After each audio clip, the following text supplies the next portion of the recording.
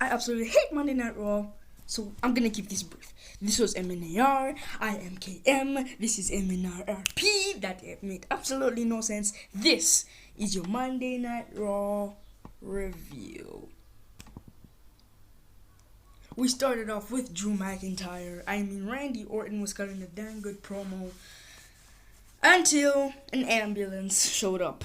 An ambulance showed up, and it was Drew McIntyre. Drew McIntyre is back after 2 weeks, and just because someone has to leave in an ambulance doesn't mean they have to come in an ambulance. Because Braun Strowman left in a dumpster and came back in a dumpster. WWE, please stop doing this. Okay, it was the Hurt Business versus Cedric Alexander, Ricochet, and Apollo Crews for about the 567th, 5th million time or whatever. I've stopped keeping count because I'm getting too bored of these. But did I have a dang good chuckle when this match is over, because these guys were going on back and forth. Crews was being on the ground, Crews, he still wants the United States Championship. He was getting beat up. And then when he was going for the hot tag on Ricochet, after Alexander was knocked out on the outside, he just chucked Ricochet into the barricade. He chucked him, he beat him up, he stepped on him and whatever, beat him up. And I'm pretty sure Ricochet broke his neck on the way into the barricade, because that just looked nasty. And then after that, Apollo Crews was just yelling at him, "What are you doing? What are you even doing?" And then lumbar check to Apollo Crews. Pay dirt. 1, 2, 3. Cedric Alexander is finally a heel.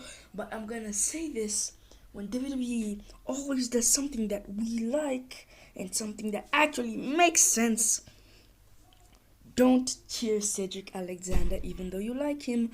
Otherwise, WWE, you're gonna take him face again as the same as Roman Reigns. Oh, this is Raw. I shouldn't be talking about this guy. Shh. But anyway, the match was boring, and that's why it's getting a bad.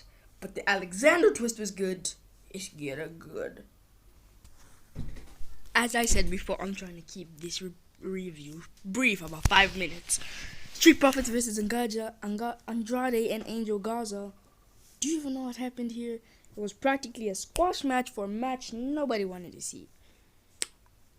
Andrade was tagged in. Garza just said, "I'm leaving." Then Zelina and Andrade were like, Garza, get in here, get here.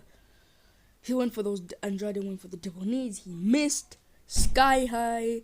The guy with the best vertical leap in the WWE, hit from the heavens. 1, 2, 3.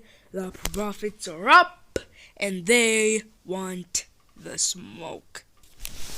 If it wasn't for what happened next, I would have given this a bad for 2 reasons. The match no one wanted to see, and WWE needs to stop breaking up tag teams. But Shinsuke Nakamura and Cesaro came in here. These 4 men just had great back and forth. Then when Shinsuke Nakamura was about to say, "We want the smoke," Dunkins was like, "No, copyright." It was copyrighted.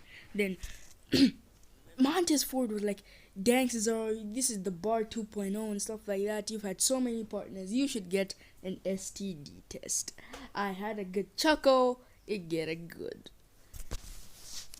Which now means that next week we are getting the bar 2.0, aka Nakamura and Cesaro versus the Street Profits in a champion versus champion cross-brand invitation. WWE has to stop doing this. Otherwise, I'm gonna just... Royce versus K was next, and it was good. It was okay. Royce's first ever match as a single superstar, I think. Not really well on the main roster, at least. And you know what? It was pretty good, yeah. The Mysterio family was getting interviewed when Buddy Murphy interrupted and challenged Dominic to a street fight. And these two talked back and forth and said, "I will kill you." Dominic accepted, and yeah, later tonight we're gonna get that. Hope no funny business goes on. Ha ha ha. Ay. This match had the biggest build up. Okay, only on the Hurt Business side, but I was looking forward to it. And WWE just had to botch the finish.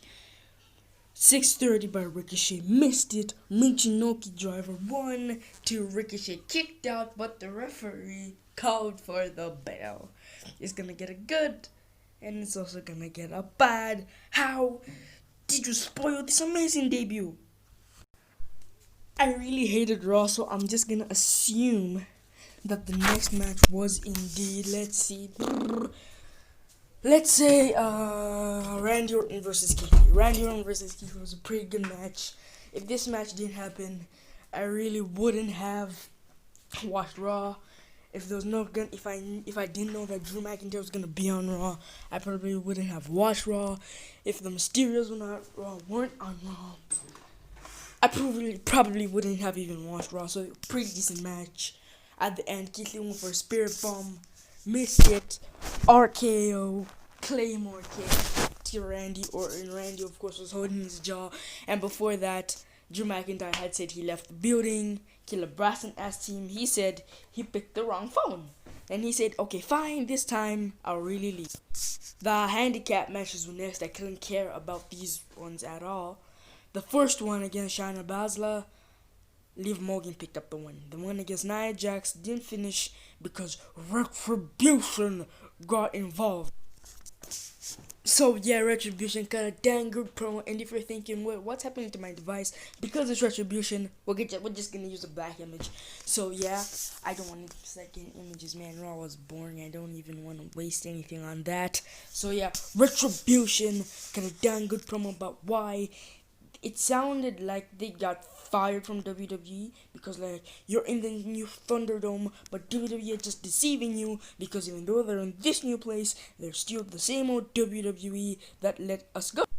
Yeah, like, let us go, let us fend for ourselves. And even though we heard their voices, I couldn't even try to find out who they were. So I don't know.